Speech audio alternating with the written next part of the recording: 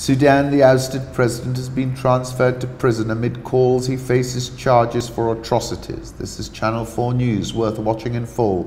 You can't make it up. It is Shakespearean. For 30 years he bundled people into this prison, and today he's a guest of it. Singing an old Sudanese revolutionary song, we sing in our prison, as does Bashir.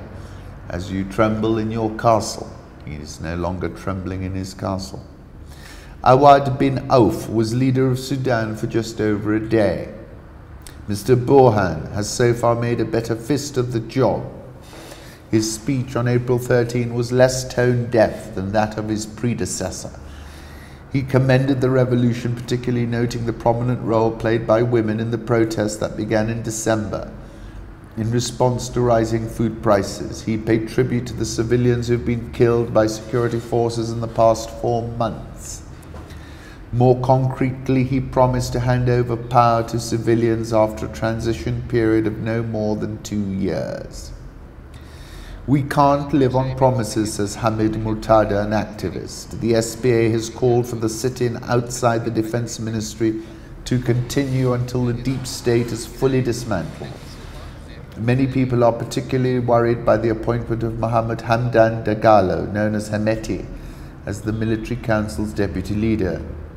A paramilitary unit who was in charge of the Rapid Support Forces had links to the notorious Janjaweed militia. Whether the junta will actually relinquish power remains to be seen. It's very possible the military said all that just to end the sit-in.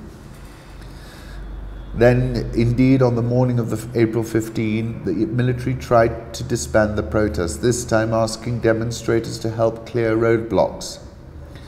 After a brief standoff, the soldiers retreated. "Clean up the regime and we'll clean up the square," shouted protesters as they departed. The generals had better put their aprons on. As we've said before, the reason they want to clear it is because if the crowd disperses, goes home, does not reassemble, we say the revolution is over. Citizens at the sit-in are asked what their demands are: the transfer of power to civilian governments. The sit-in looks like a portal into tomorrow's Sudan. It's wonderful. There's music, there are women. It's just incredible. What about the crowd? The future belongs to crowds, you wrote in Mao too. And as I've said, the revolutionary contingent attains its ideal form in the street. That's why they're not coming off it.